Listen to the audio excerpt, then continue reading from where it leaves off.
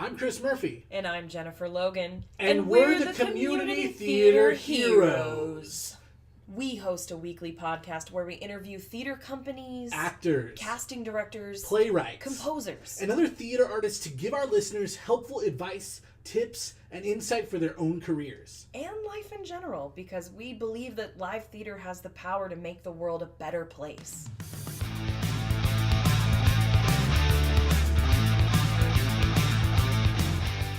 Hey everyone, welcome to episode 8 of the Community Theater Heroes podcast. In this episode, we interview collaborative pianist and musical director Matt Insley. You may have seen Matt's amazing production of the Rape of Lucrece recently. He's currently the musical director of Fuse Theatre Ensemble's upcoming production of Cabaret. In this episode, Matt talks about musical theater, audition etiquette, and tips to other musical directors for creating an environment of kindness and professionalism. Hope you enjoy this episode.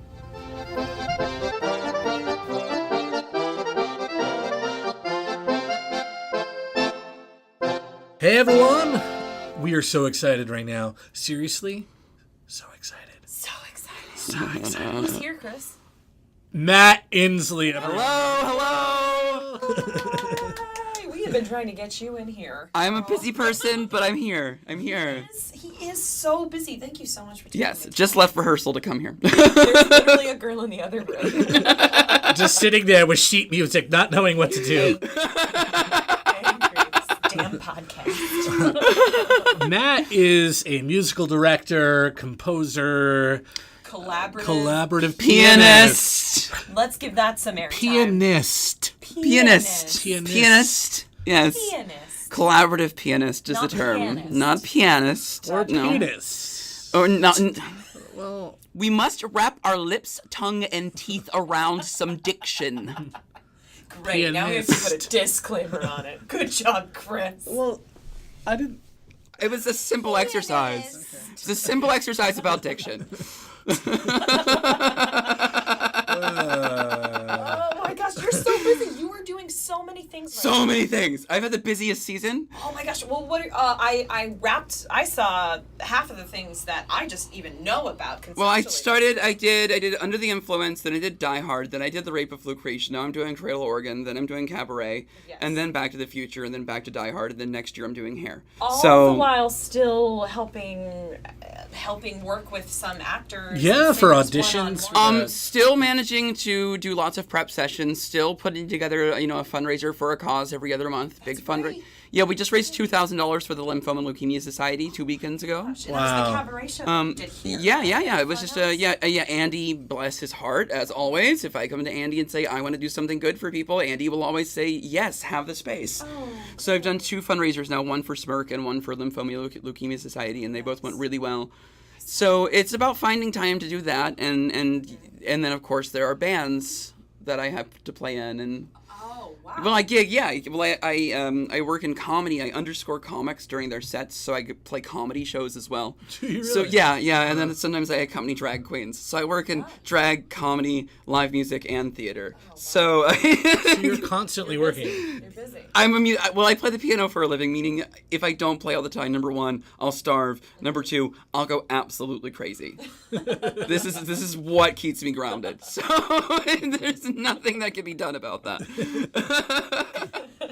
Nice. So, well, how long have you been playing piano? What? Since I was 3. Since you were 3? Since I was 3, I was one of those little kids that I'm born in 1981, so I'm right on that cusp of that generation of analog childhood, digital adolescence. Mm-hmm. So had a toy, and the toy, like, you hit a button and it plays music. And so my idea of fun would be to hit the button and then go to the piano and play it back. And so my parents would notice that I would basically just pull melodies out of the air and start playing them on the piano. And my sister plays the piano, my brother plays the guitar. Come from, all 3 siblings are musical. So music was thrust upon me. But I was begging for piano lessons at a very early age. Just begging for them. Yeah. Wow. That's amazing. I haven't done anything since I was 3. I can't. I macaroni maybe. I gave that up years ago. Oh, see, no, it's a relationship with me. It is? Macaroni? It is a relationship, macaroni and cheese. Oh, well. Oh, macaroni. well. I thought you meant like macaroni art. You know? I thought you were talking about like making macaroni arts, and I was like, if you could make To me. be clear for everyone out there, it's not macaroni art. That's not what it is. If you could make me a macaroni Jesus, I'd love it forever. Done. Done. I would love it. She has one in her trunk in the Weird. trunk. Of her car. You get a macaroni. Here's a macaroni Jesus right here.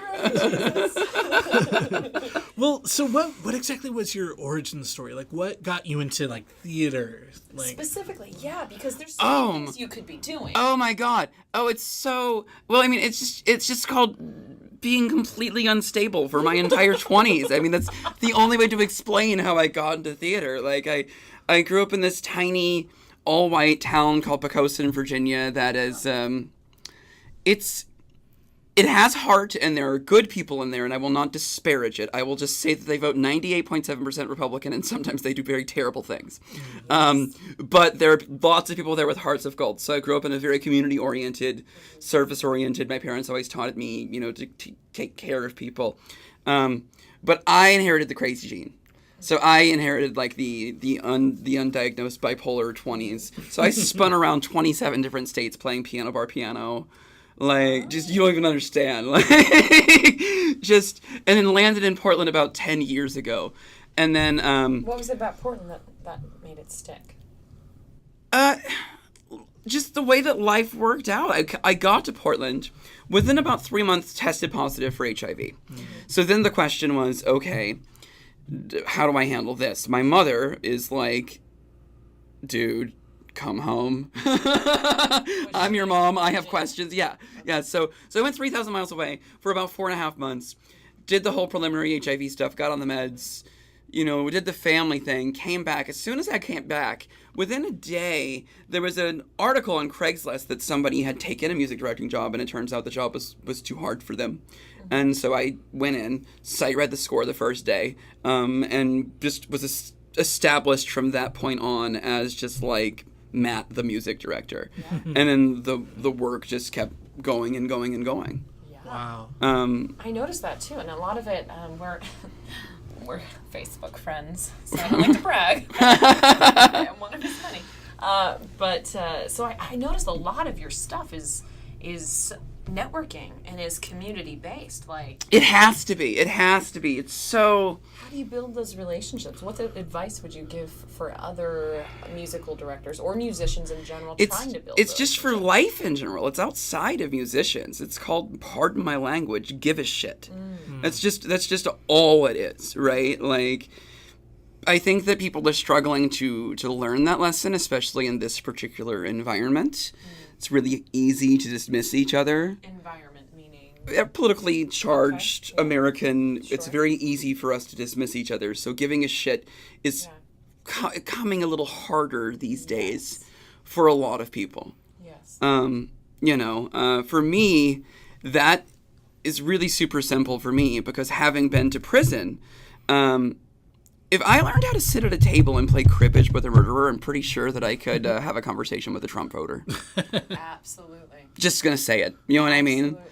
I'm pretty sure if I can challenge my moral compass to understand why good people do bad things, and then to find the good in them after doing the bad thing and seeing those redemptions and seeing those stories, I'm pretty sure that I can operate with any person at all in the world that's pretty much done anything, and have faith that what I can offer them makes it better. That was the purpose of prison. It wasn't go there and be miserable. I went there and I got money from outside nonprofits, and I built music rooms. So there are now 2 functioning music rooms with incarcerated men teaching music theory and piano and guitar, and 2 of our minimum security prisons.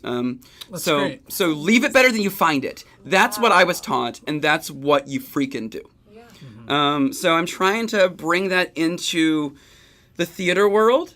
And trying to show them that kindness goes a long way. Yeah. And at the same time to kind of set that example of, hey guys, you look at me, you talk about how much I work. You do understand that I do that just by being nice. Right. It is a choice to actually just want to care about other people and create an ego-free environment where we can all make art.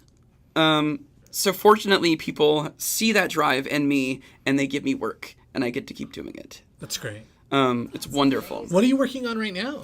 The Trail to Oregon is opening on Oregon. April 20th. It is a musical parody version of the video game The Oregon Trail. Yes, we get to vote to see who dies of dysentery. I am not joking. I am so excited to see that. Our friend Dorinda is in the show. We interviewed Dorinda a few weeks back on the podcast. Dorinda and I just went out for drinks last night. How you doing? Um, She can drink. She can put them back. I am not making any comments about that, Dorinda. I'm just saying that Dorinda Toner and Matt Insley make a the very, best very way. good pair. Oh, We make a very, very good couple. It was definitely. such a wild fan of her. Yeah, for sure. That was. It's been great, and Greg Schilling is directing. It's the first time that I've worked with Greg, which is kind of. Oh, really? Yeah, it's kind of one of the only Funhouse pairings that hadn't been put together. Like, I've worked with all the other core Funhouse crew, but I hadn't worked with Greg. So it was kind of great when Andy was like, well, let's put Matt and Greg together and see what happens. I worked with him on The Normal Heart. He's amazing. He's amazing. But I have that is teching this week. Wow. Which is the exact same first week of rehearsals for Cabaret. Well, hold on. The first official rehearsals with I've already been rehearsing for This guy is so dedicated. I was trying to set up coordination with him, I don't know, a 3 month weeks and ago? a half Yeah, ago. yeah. And he was like, yeah, well, no, we're already doing rehearsals for Cabaret. The technical ones hadn't even started. No, they start on Sunday, but He cares that we've been much. doing. I'm a rehearsal outside of rehearsal person, and everybody that works with me knows it. Sweetie, you love working with him or you hate it? You're busy regardless. You are busy regardless, and I'm super easy to work with. The only thing that I don't really care for is incessant apologies. All right. My motto is stop being sorry and start being better.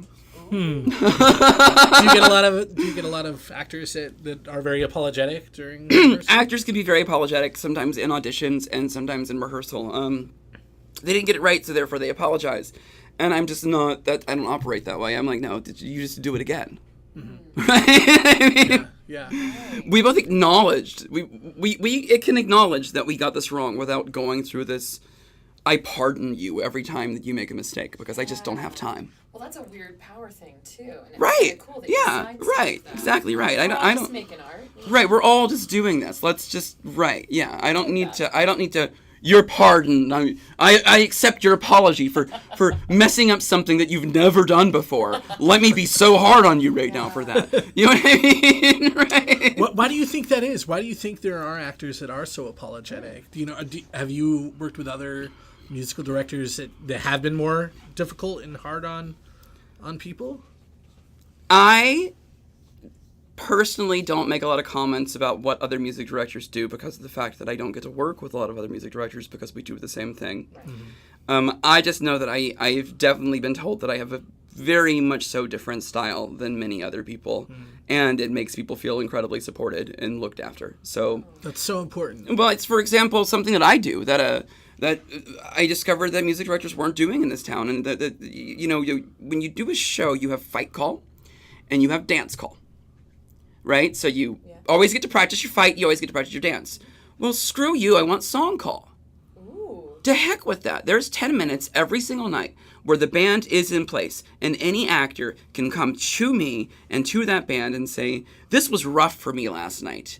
Can I run this real quick?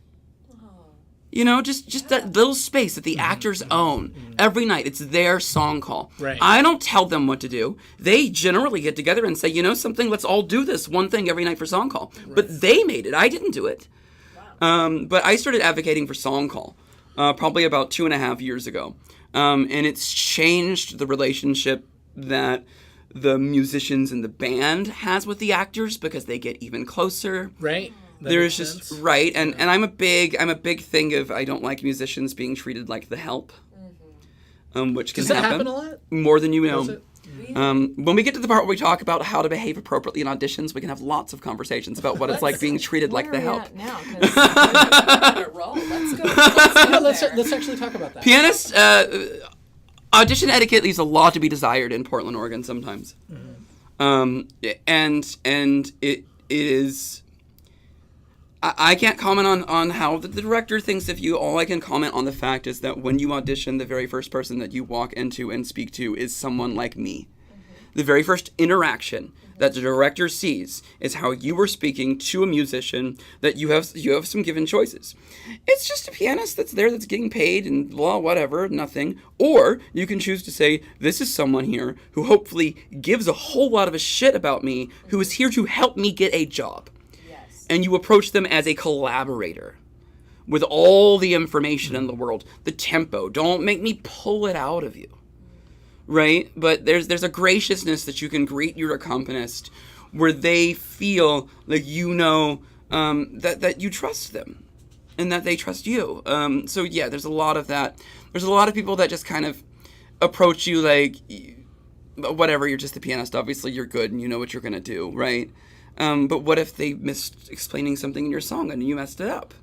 And, if I mess up, I still get my check. They just didn't get their job. That's not fair. Right. It sucks. Yeah. But I bite bullets. I will generally try to take the blame for at least one mistake, if I can, for an actor in an audition.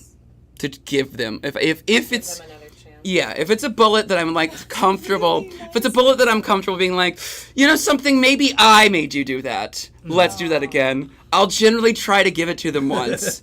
Which is if they mess up again, they're that's done, on dude. you, They're pal. done. They're done. What's that thing, that quote? Give credit, take the blame. That's really I'll tell you a story about an audition. Please. Sorry, I hit the table. It's okay. He hit my face. I hit his face. He said he's nice, he's I'm nice. sorry. With a bat. This story involves being emphatically gay, like raging flaming, okay?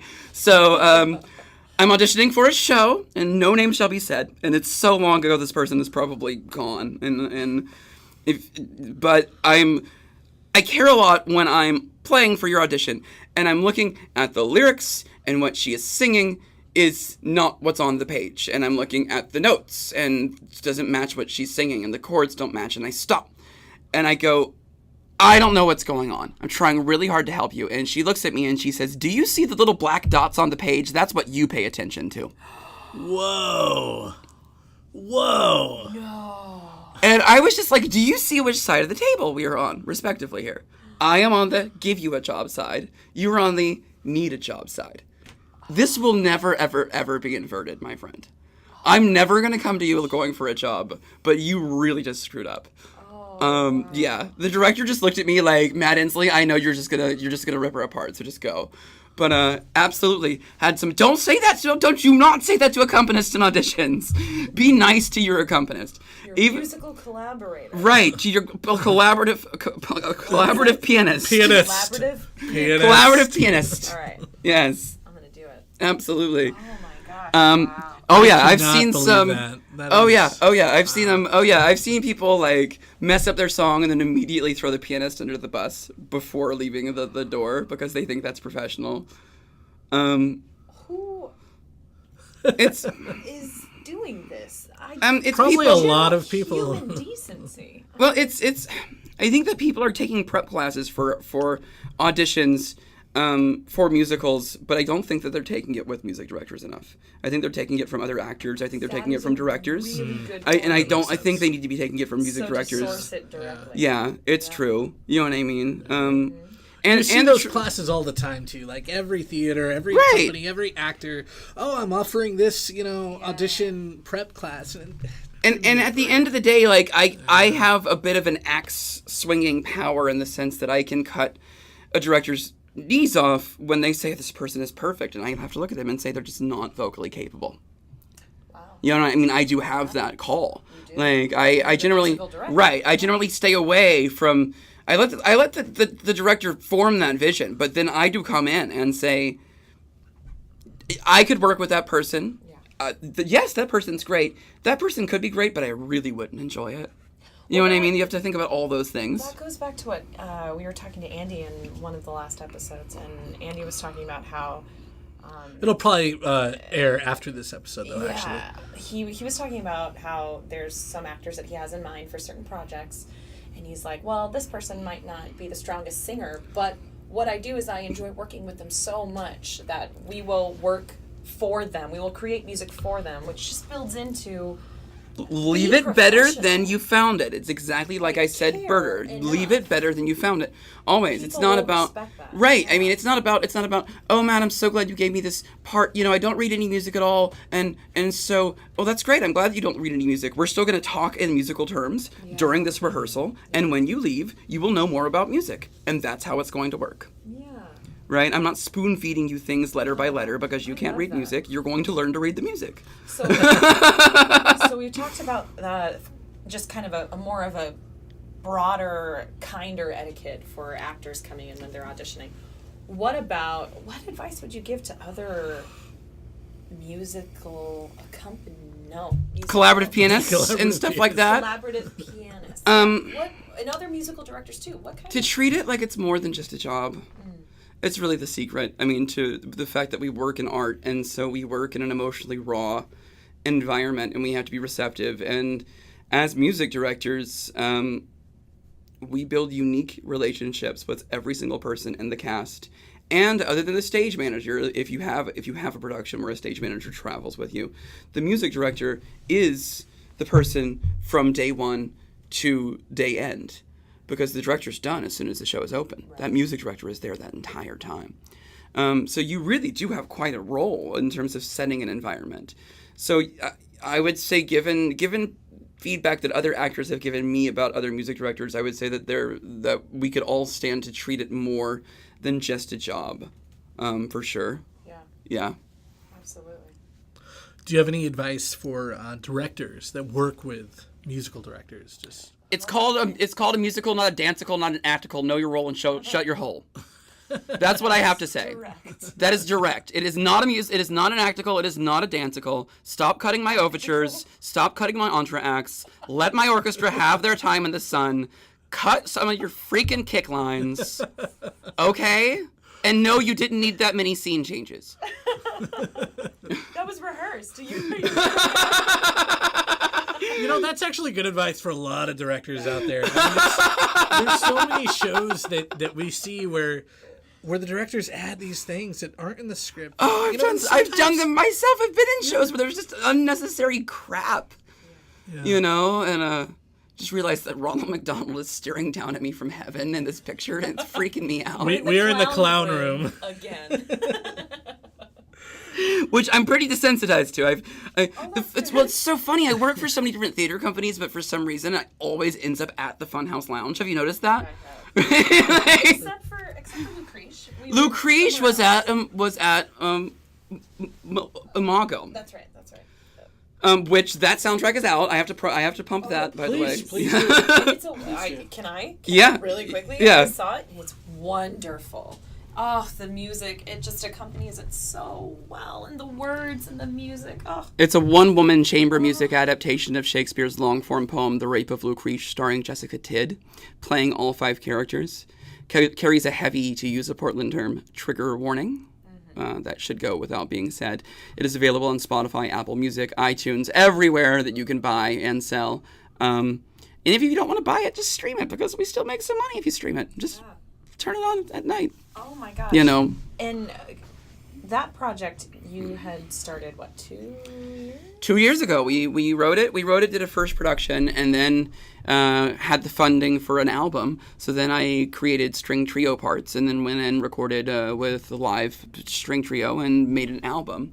And then after the album, turned around, did a second production, wrote new violin parts, had a different string arrangement, and did the second production. Sumi Woo. She was. It's so interesting bringing anybody else into that space because of the nature of the show. It's very intimate. I'm hella protective over Jessica. Mm-hmm. I'm super Jessica Tidd is my dear heart. And that's a lot of work for her to do every night. And I've never met her, and I've only seen her in Urinetown at the show. Force. It was incredible. Listen to her on the album for our show. She will blow you away. But it was just such a the sexual assault happened in the middle of the show. She had to commit the act to herself on the stage. Yeah, she's playing all the characters. All the characters, victim and the rapist, and it happens. And so that's when, remember we're talking about like how you have to be a good music director, you have to be facilitating and all that stuff. That's where like just showing up and doing your job would not have helped that actor whatsoever, because they need way more from you to even get on that stage for 70 minutes and rape themselves. Right? Like, right? Yeah, physically. Yeah. Although I discovered today that I lost my premium Spotify subscription. So I Spotified myself yesterday on my way home from having drinks. And it turns out that the Rape of Lucrece is in playlists mixed with gangster rap. What?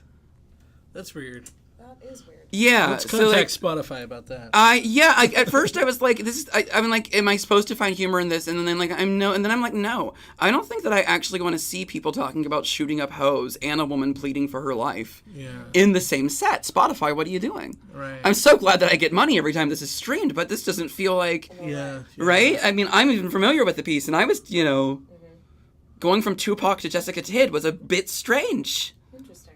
Yeah. So, Matt, what attracts you to a project? Like the age-old question, what comes first, the lyrics or the words, the contract? The contract comes first. It's a whole bunch of things.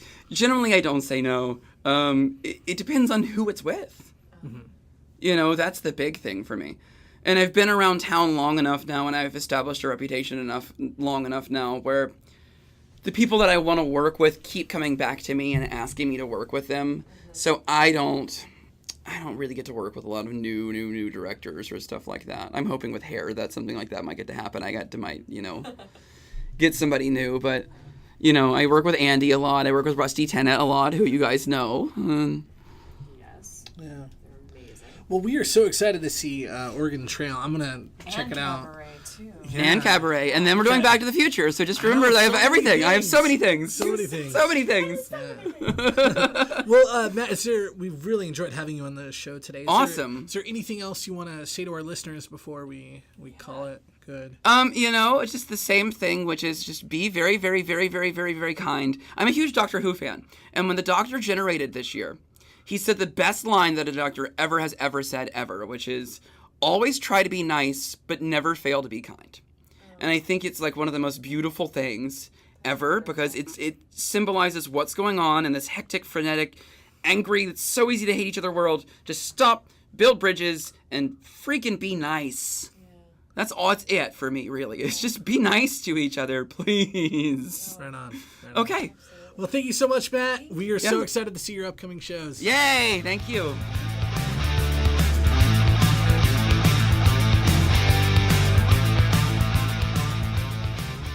That's our show. Thank you so much for listening. We want to give a big thanks to Matt for being on the show, and to the FunHouse Lounge for letting us come down to their space and record. You can find tickets to Fuse Theater's upcoming show, Cabaret, on boxofficetickets.com. As always, please let us know what you think about our show by commenting on our Facebook page, leaving us a positive review on iTunes, and subscribing to our newsletter. Want to learn more about us, be interviewed on the podcast, or find out about some of our upcoming contests or shows? Then please visit communitytheaterheroes.com.